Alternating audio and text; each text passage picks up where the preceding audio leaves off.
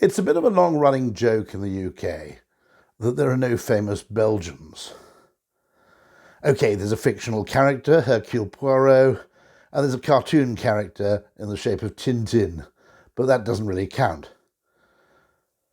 When you look into it, in fact, it's very unfair. There are quite a lot of famous Belgians. The trouble is that when you become a famous Belgian, everybody kind of assumes you're French, whether it's Jacques Brel, quite a few famous poets, quite a few famous songwriters. As soon as you become a famous Belgian, everybody just assumes you're French. And it's a kind of asymmetry which cropped up back in the 17th century when an English poet called Sir John Harington, who incidentally was the inventor of the flush toilet and was also the direct ancestor of Kit Harington, who plays Jon Snow in Game of Thrones. Sir John Harington wrote in a poem, he said, "Treason never doth prosper, and here's the reason, for if it prospers, none dare call it treason." In other words, there's no such thing as a successful example of treason, because once your treason succeeds, it becomes rebranded as a revolution. Independence Day, liberation, call it what you want. And I like to make the case that there is a similar asymmetry that persists at the level of brands, branding, and marketing. That there's an unfortunate kind of asymmetry that when branding and marketing succeeds, it becomes invisible. It becomes reframed as something else. The marketing we notice is the marketing that doesn't work, or the marketing that doesn't work on us. When marketing works on us, what we don't say is, I decided to buy an iPhone because I think it's brilliantly marketed, or I was marketed into buying a new car, or I was marketed into taking out a pension. No. When the marketing works, what do we say? We say, I decided to. In other words, we construct or reverse engineer, post hoc, an entirely contrived rational case to explain why what we were persuaded to do was in fact a decision entirely of our own origination, and it was what we wanted to do all along. And so I call this the curse of marketing, that the more effective marketing is, the less we're likely to acknowledge it. And I think it's an important observation, and it's an important thing to understand, because it explains in a way why marketing works so well, but is never really acknowledged to work as well as it does. And I think there's another asymmetry at work, which is one of the great things that marketing does. And this is particularly true, I think, of B2B marketing. There's a wonderful advertisement that David Ogilvy shows in Ogilvy on Advertising. It shows a man sitting in a chair basically saying, I don't know your company, I don't know what you make, I don't know your reputation, I don't know your prices, I don't know anything about you. Now, what is it you're trying to sell me? One of the great ways marketing works is actually through negatives. When you have a great brand, how it manifests itself is in all the things the salesman never have to say. It's in all the questions you never have to answer. That a really great brand achieves this magical property where people can, in fact, almost buy it without thinking. Because all their questions, their doubts, their concerns have already been assuaged by the time it comes to the point of purchase. There's a kind of removal of friction that's obtained when you have a really great brand. And again, unfortunately, it's a negative, and so it tends to get discounted and undervalued. And perhaps a third thing is that we often misunderstand and misrepresent what it is that we're trying to do when we make a purchase decision for ourselves, whether it's just going out to a restaurant, whether it's just buying a brand of tea, whatever it may be, we tend to say we want the best. And actually, when you look at human behavior and when you look at evolutionary psychology, what you quickly realize is that there's a very, very strong instinctive strain running through human behavior and psychology that says, don't worry too much about the difference between good and very, very good. What's really important when you make a decision is you make a decision which is very unlikely to be terrible. And I always argue that that's why McDonald's is the most successful restaurant in the world. It's not because they're incredibly good at being great. It's because they're unbelievably good at not being terrible. When you take your family to McDonald's, when you go to McDonald's yourself, again, it's all the questions you don't have to ask. Will I enjoy the food? It'll be fine. Will my children eat the food? Will the toilets be clean? Yep. Will I get ill? No, not a chance. Okay? In fact, all of those non-negatives are more impressive when you chalk it up for McDonald's than when you chalk up the score for Michelin-starred prize-winning restaurants. Will my children like the food? I'm not sure. Will I enjoy the food? Maybe I won't. It could be kind of repellent. Will I get ill? Well, I can tell you from my own experience. I've been ill eating at Michelin-starred restaurants more often than I have been eating at McDonald's, because I've been ill eating at McDonald's a total of never, and I've been ill eating at fancy restaurants, well, more often than I'd like to admit, to be absolutely honest. And so what I'm trying to do, I suppose, in a mission to get people to understand brands better, is to get people to look at brands backwards. What I'm trying to do is to say, never mind what it is people say, never mind how we mathematically like to represent things as optimization. Quite a lot of what's going on in the human mind is actually happening backwards. And this is, I think, the great gift that behavioral science, or one of the great gifts that behavioral science, behavioral psychology, behavioral economics has to bring to the study of brands and marketing. It's the art of looking at things through the other end of the telescope, the art of looking at things backwards. And I think, by the way, in an age of data-driven marketing, the need for behavioral science and psychology is now much, much greater than ever. Let me explain why. Data tells you a lot, but it tells you a lot of what? What data on its own doesn't and cannot tell you is why. Maybe it can tell you a bit about a correlation here and there.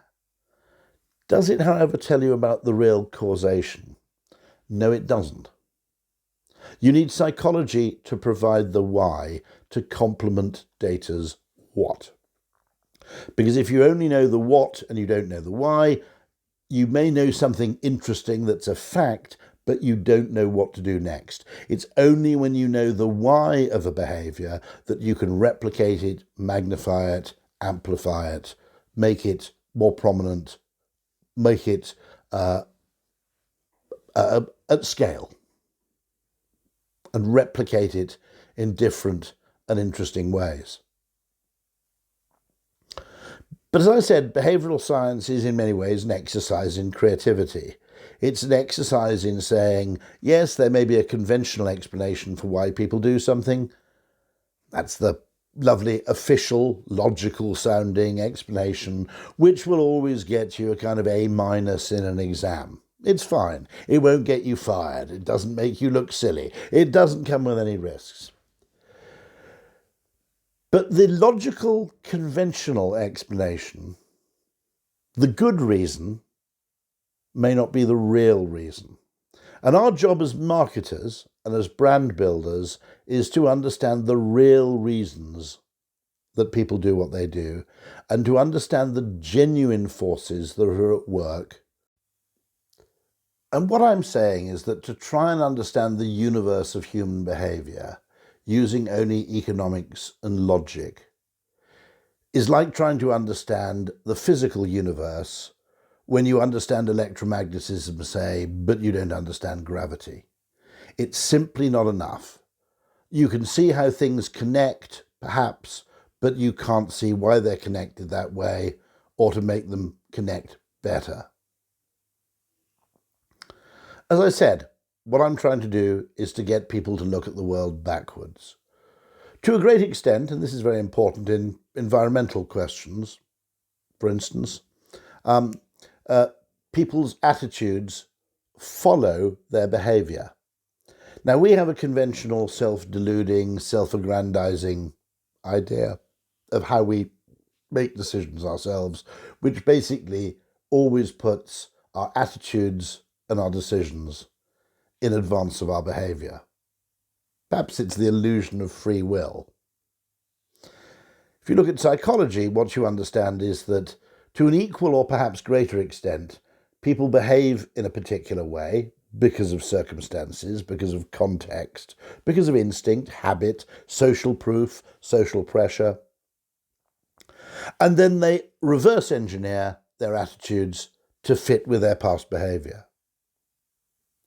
It's an important thing to understand. One thing we did back in London was we said, rather than encouraging people to recycle by telling them about polar bears and global warming and the need to protect the environment, let's look at it backwards. Let's instead make it really easy for people to recycle. And by making it easy, people, through the act of recycling, will become better disposed towards recycling and better disposed towards the environment. The campaign ended up being called "One Bin is Rubbish." And the reason for that is we said that regardless of your attitude to the environment, if you had only one bin, you'll probably end up, by the end of the week, stuffing everything in there regardless. If you have two bins, even if you don't really care a fig for the environment, you'll probably end up separating out your materials, because it just makes sense to do it, and you then discover benefits to separating out your materials, that things you can recycle don't smell and don't have to be taken out to the bins with particular urgency, things which contain food waste and other things which you can't recycle are the things you want to get rid of really quickly. Doesn't matter what the reason is, okay? If people adopt the behaviour you want, whether it's for a sincere reason or for another reason, genuinely doesn't matter. It genuinely doesn't matter that hundreds of thousands of people are buying electric cars, not because they want to save the planet, but because electric cars are nicer to drive. And I think it's really, really important that we stop adopting this policy from high school maths of looking at everything as an optimization problem with a single right answer. One of the great things about brands is that brands are different from other brands. And by appealing to different mindsets, to different demographics, to different mood states, to different contexts, what that means is you can maximize the economic value in a category. Instead, what we have is a kind of efficiency optimization paradigm which dominates business thinking, which permeates all of the world's business schools, which generally permeates the thinking of financial people and so forth. The net effect of this is, in an effort to make businesses more efficient, you make them more alike. And by making the businesses more alike, what you do is you actually limit the size of the market. One of the extraordinary frustrating things about being a marketer is there are no single right answers. You don't know what success looks like in advance, nor can you accurately define it. And that's a hugely important thing to understand, I think, because we're surrounded by people whose careers have been built on, at the very least, the pretense that there's a single right answer and they can prove it. It's a great quote from Kumal Galhotra, who grew up in India but is now the head of Ford in North America. And Kumal Galhotra said, "Car making is 100,000 rational decisions in search of one emotional decision." And it's a very, very important way of looking at the world, because you can get all those rational decisions about the powertrain, about the floor pan, you can get everything about the transmission absolutely right. But if you don't win the hearts of the customer, It's all a complete waste of time. And I mentioned at the very beginning this asymmetry, that when marketing works, no one calls it marketing. When someone is successfully marketed into buying a product, they immediately represent that to themselves as, I decided of my own will to buy this product, and for reasons I will now supply or contrive to justify those reasons. And that's, if you like, a really important point, because I think the same thing applies to the people we venerate. Okay? We tend to think of Henry Ford as an inventor. Henry Ford was a marketer. We tend to think of Steve Jobs as a technologist. Steve Jobs was a marketer. We tend to think of Elon Musk as a rocket scientist and engineer. Actually, the real distinguishing feature is the marketer. My wife is a vicar, and occasionally, if she ever criticises me for working in marketing, I simply point out that every great idea, every great product, every great concept doesn't just require creation, it requires marketing. Or as I put it to her, no one would have heard of Jesus if it hadn't been for St. Paul. Again, it's not enough to have the rational ducks lined up if you haven't got the emotional argument to match. And so this is again an example in thinking backwards, okay? We tend to think we will devise a product using lots and lots of rational tools in our toolkit, and when we've finally done that, we'll find a way to sell it. Actually, I'm not sure that's the right way to go about it at all. I think find an unmet need in the human and then work out a product that will fill it. It's a better way to do it, but it's doing it backwards. If you think about it, there are two ways in which you can make money in an economy, make new money and create new value. One of them is to find out effectively what people want and work out a clever way to make it. And the other one is to work out what you can make and find a really clever way to make people want it. And there's no useful distinction to be made between the money made through one process and the money made and the value created through another. To be honest, I think in reality, it's a mixture of the two. But nonetheless, it's a point worth making. When we look at perception, once we acknowledge that value is not created in the factory, value is created in the head, we will go around doing business very, very differently. Now, one of the reasons it's so difficult to get your colleagues who are not marketers to understand that value is created not in the factory, it's created in the mind. It's not created in the fields, it's not created in the ground, it's not created in the car factory, it's created in the head. And without that value being perceived in the minds of your customers, it doesn't matter how much you make, how cheaply you make it. What you're doing is worthless. Now, why is it so difficult to get people to understand this? And the reason is that most of you, and some of you will have studied economics, have been taught a version of economics in which customers already know to the penny how much utility and value they'll derive from a product, and they trust completely the person who's selling it to them. They trust it completely to deliver on their expectations. Now, if you think about this very convenient and dangerous assumption that economics makes in order to make itself mathematically tractable, okay, what it's done there is create an imaginary world in which marketing doesn't need to exist. So if you've ever wondered why marketers are undervalued by people in finance, people in engineering, people in product design, it's for that reason. They think the value is inherent in the product, not in how you describe it, how you tell stories about it, how you present it. They think that the value's in a low price, perhaps. But a low price needs marketing as well. because if you don't actually explain the reason why something's cheap, people will just assume it's not very good.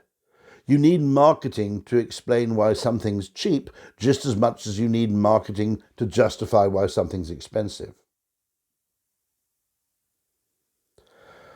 Now, there is a school of economics, the Austrian school of economics, who didn't make that mistake. They came from Vienna, typically, in the sort of early part of the 20th century. They were kicking around intellectually with Freud. They were naturally interested in the psychology of decision-making and behaviour. And they came to the conclusion, rightly I think, that value is entirely subjective. The only worthwhile definition of value in a free economy is what someone is prepared to pay for something at any given moment. And Ludwig von Mises, one of the great experts of Austrian school, one of the great sort of figures, founding figures really, of Austrian school economics, used this analogy. He said, there is no useful distinction to be made between the value created in a restaurant by the man who cooks the food and the value created by the man who sweeps the floor. Now, by the man who cooks the food, he means manufacturing. By the man who sweeps the floor, he effectively means marketing. And what he means by that story is that one person creates the food, the other person creates the environment in which it's possible to enjoy the food, which is a clean, smell-free, hygienic-looking restaurant. Okay? The idea that one of them creates the value and the other one merely adds some optional extras, some magic fairy dust on top, which is generally how most businesses, particularly tech-driven businesses, view marketing, is absolutely not true. If you go to a restaurant which serves magnificent food, but it smells and the floor is filthy, what you don't do is make the food better, you get rid of the smell and you clean up the floor. And similarly, there's a dangerous tendency in business now, whenever a product is failing, the automatic assumption is you have to make the product better, not the perception. And I'll tell you a story about this, which is fascinating, which is that Royal Mail, which is the main postal service for the UK, about 15 years ago now, maybe a little more, decided that they wanted everybody's mail to arrive the next day. All first-class mail, to be precise, should arrive the next day, ideally before 8 o'clock in the morning. And they set out to achieve that, and it nearly broke them because it was borderline impossible. And they failed to ask a couple of important questions first. The first question was, well, if you improve the reliability of people's first-class mail, will they really notice? I mean, we don't wander around the country posting 100 letters to ourselves every day and then measure how many of them actually manage to reach us the following morning. So it's highly likely that most of the improvement in service won't even be noticed by us anyway, okay? You know, when we get a letter a day late, quite often we just assume the guy posted it a bit late. But secondly, they failed to ask a really important question, which is, never mind what the reality is, what's the perception? And when you ask people, okay, at the time, about 95 to 96% of first-class mail arrived the next day, as it was. They were trying to get it up to something like 99%. In theory, their goal was 100%. Okay? But if you ask people what percentage of first-class mail arrived the next day, very, very few people answered with a figure in the 90s. Typical, the vast bulk of answers was somewhere between 60 and 80%. Now, think about it like this, okay? You're delivering 96, 97% of first-class mail the next day. All your customers think you're managing that with about, some people said 40%, but I mean 60 to 80% of the time. You're managing it 97% of the time. Where's your problem there? It's not in reality, it's in perception. So rather than making the reality even better, what you need to do in a job like that is make the perception closer to the reality. And that's eventually what they did. They started out by effectively doing an ad campaign which quoted statistics, and then they tried something a little more emotional. Now, this only really makes sense if you're a Brit, but they simply advertised the fact that the British Postal Service was more reliable than the German Postal Service. And if you're British, you tend to assume that if you're doing something as well as the Germans, well, it's probably good enough. If anything, maybe you should slacken off a little bit. Now, it's absolutely vital that we understand, and that as marketers, we teach all of our colleagues this really, really important fact, okay? That there are two ways of solving a problem. There's change the reality or change the perception.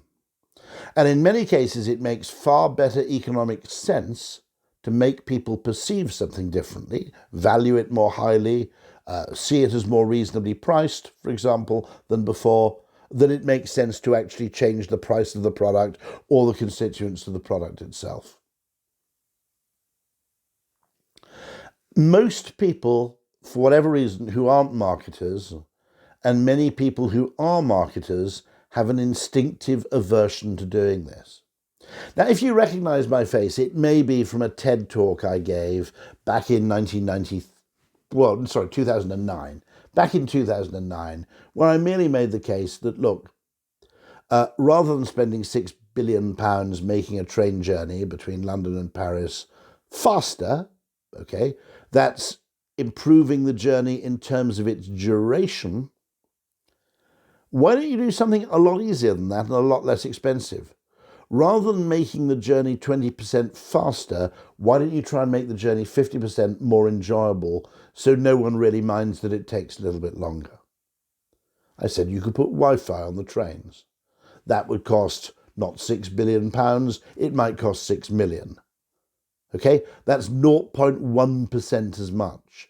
But in terms of the propensity of someone to travel by train rather than flying, the fact that the time spent on board the train is now useful and productive may be far more decisive than the fact that the journey is briefer. And then I made a little joke. I said, you know, if you really wanted to, you could employ all of the world's top male and female supermodels. Okay, you could get them to walk up and down the train handing out free Chateau Petrus to all the passengers.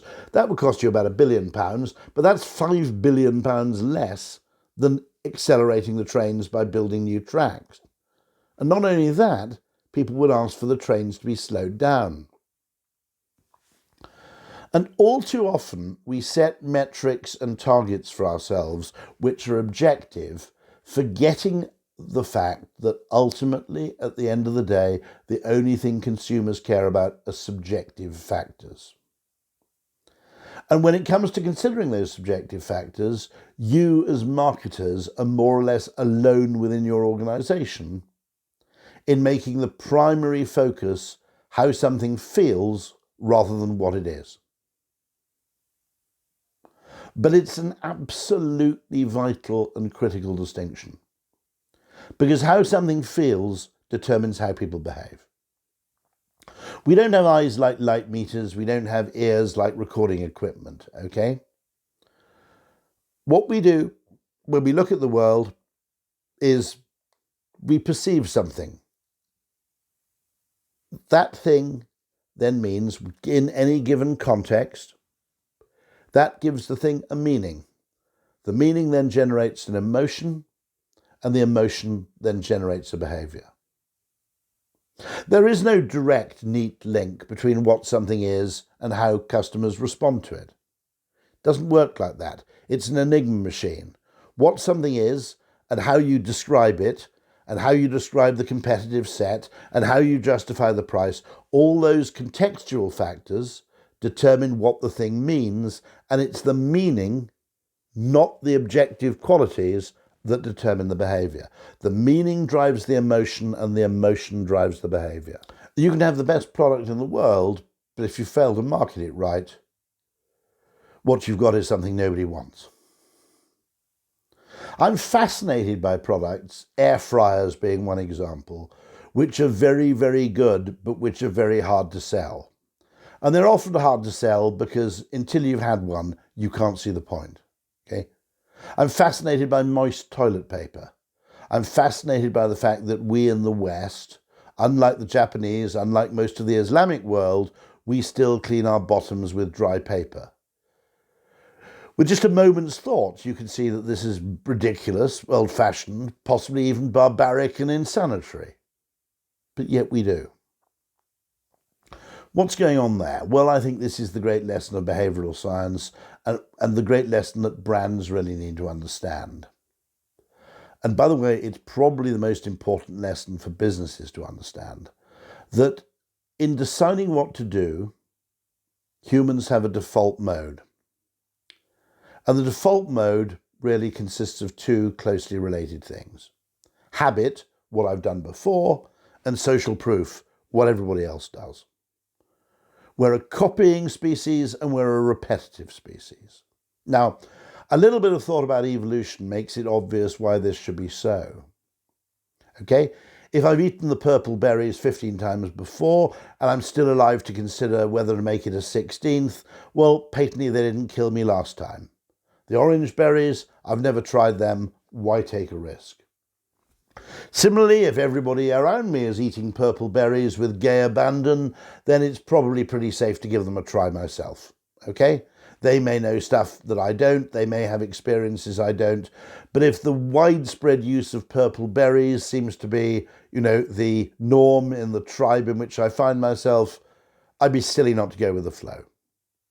And those two heuristic assumptions, do what I've done before and do what everybody else does, are in many ways the kind of gravity of human behaviour. They're the driving force, the default mode. Therefore, getting people to change their behaviour, to do something A, new, and B, that most other people aren't doing, is hard work. It's particularly hard work at first because you have less habit to draw on and you have less social proof to draw on.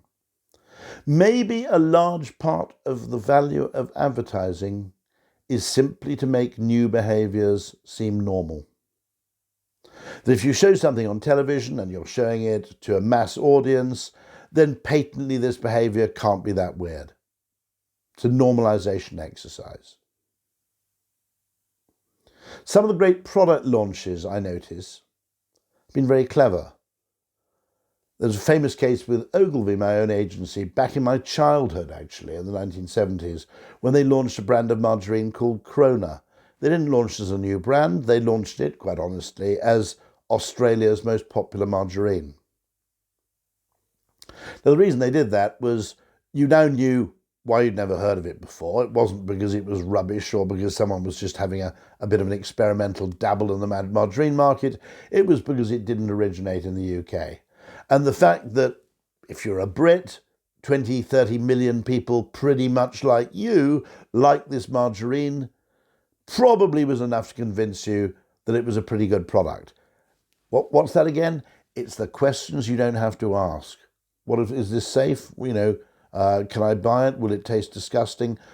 Big brands really consist of the benefit of the doubt. A brand is a big, bulky block of benefit of the doubt every time you go to the market. To put it beautifully, as Matt Johnson does in his book, The Business of Brands, when you have a great brand, you get to play the game of capitalism on easy mode. Because you have more lives. You can fail more. People will forgive you if you make a mistake. People will assume your product's good rather than assuming your product's bad. Everything changes. Now, what we're trying to do in advertising at the moment is we're trying to make it more accountable. I would argue that a lot of these branding effects are impossible to measure, both in terms of their value and in terms of their attribution. And I think the obsession with making advertising entirely accountable, measurable, and self-sustaining and self-justifying financially is a fundamentally woeful mistake. Because a large part of the value of mass advertising in mass-bought media is probabilistic. Targeted advertising can find customers. Mass advertising can actually create them. It changes the weather rather than reorienting the ship. Mass advertising also creates trust in a way that targeted, individualized advertising doesn't. If you're spending a lot of money up front, talking to a lot of people, it's a reliable sign of skin in the game and faith in your product. Picking off customers one at a time is often what con men try and do. It's not what advertisers and brand builders try and do. We have to be really careful about this because the fetish of digital marketing with accountability and measurement is in danger of making advertising about 3 times more efficient, but 50% less effective. I think it's perfectly possible that we're making that mistake. You'll never know in advance who your customers are. You'll never know what mood a customer has to be in order to do anything. The great thing about mass is you didn't have to know. In fact, you uncovered those opportunities wherever they happen to be. The problem with targeting is you're over-optimized on the past. It's probably a great way to harvest your existing customers. It's a great way to exploit your existing market as a way of growing it or creating new customers. Maybe not so good. So I hate to say this and to summarize in this way, but everything the marketer does and everything you need to do to build a brand often involves looking at the world in a completely different way to everybody else in the organization. And the sad message, the sad conclusion I've come to is that it is very difficult to build a great brand while being simultaneously popular with the rest of your organization. The rest of the organization wants to make objective reality as good as it possibly can. What you're interested in is making perception as good as it possibly can. They're concerned with making things optimal. You're concerned very largely with reassurance, with what I call the McDonald's trick of non-crapness. They want accountability. In many ways, a great brand has to be indiscriminately famous. It doesn't only matter what your customers think of you, it's what your customers think their friends think of you, for example. You have to do what Mark Ritson calls the 90-degree flip. Everybody else is looking at the business through an organizational standpoint and through effectively the lens of organizational efficiency. And you look at the organization at a 90-degree angle orthogonal to that, which is you're taking the consumer's perceptual viewpoint, not the organizational viewpoint. And that means, unfortunately, brand building is difficult. Because for every one person who's concerned with what Kumail Galhotra called the emotional decision, there are perhaps 1,000 people concerned with the rational decisions, which are only really there as a lead up to that emotional decision. The final thing is that as a brand builder, you believe in magic. You believe that there are things that can't be measured, that can't be quantified, may not even be expensive, but that can have an extraordinary effect on how things are perceived. And this is true. Time and time again, one of the things we've done as a behavioral science practice is we've engaged in tiny little tweaks to reality, which lead to a monumental transformation of perception or willingness to pay or sales. Simply changing the way that different tickets were laid out on a website increased one airline's revenues by £10 million. Now, you'd think at least that your colleagues would like that.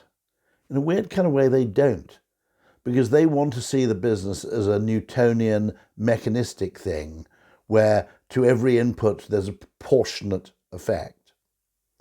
And you're there effectively practicing alchemy. You're in the field of magic, of tiny things which seemingly trivial things that can actually have enormous effects on perception and willingness to buy.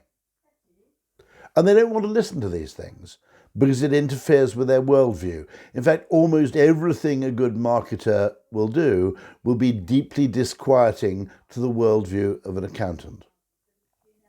It's very, very difficult to be a good marketer and remain friends with your finance director day to day.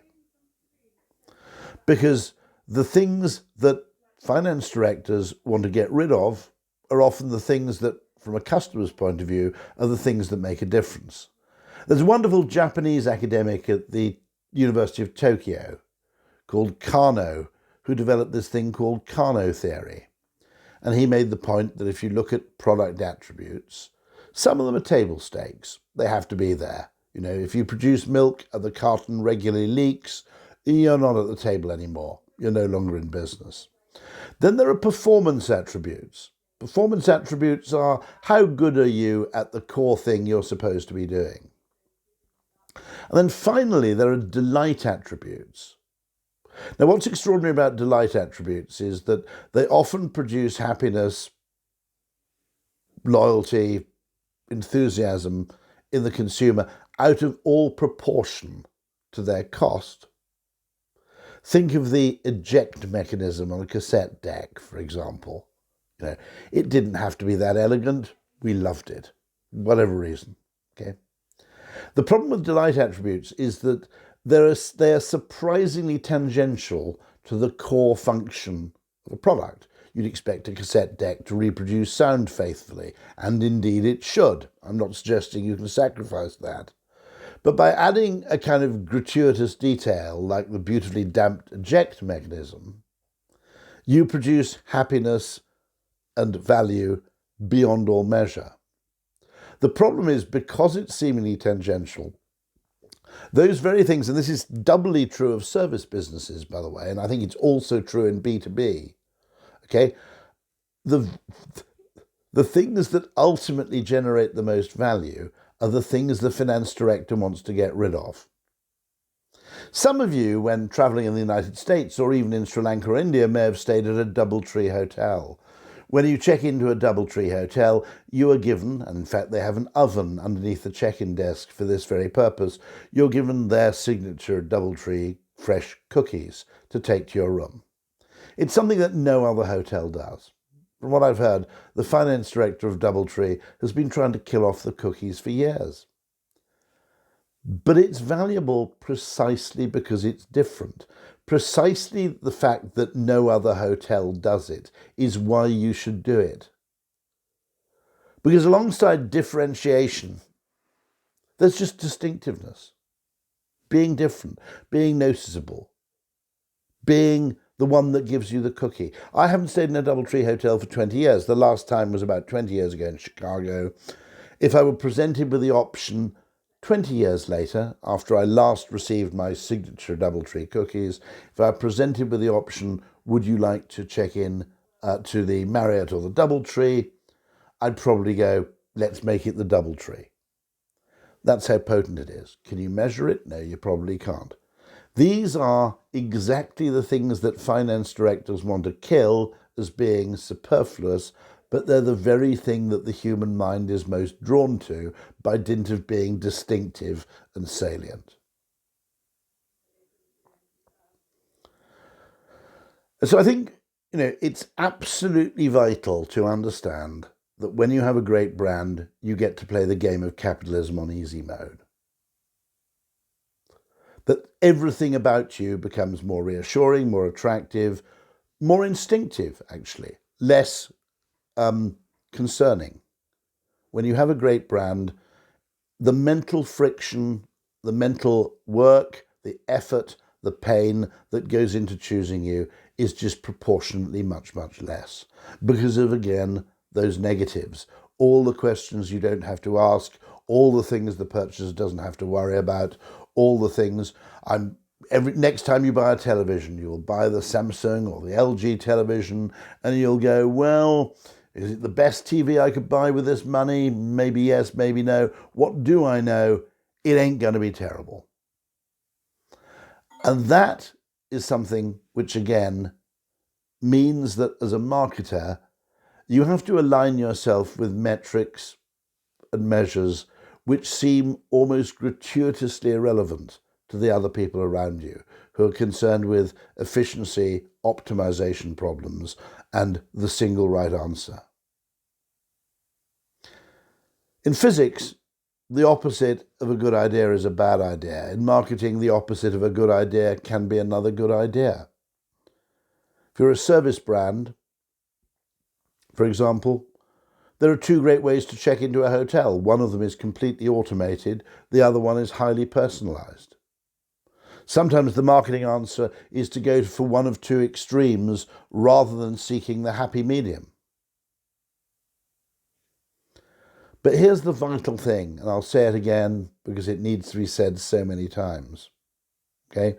It's never going to be easy because it requires thought processes which are frustrating, almost seem whimsical to almost everybody else you'll find within an organization.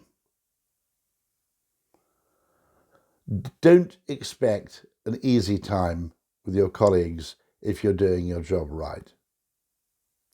On the other hand, if you care about your business as much as you care about your career, that's probably the way in which great brands are built.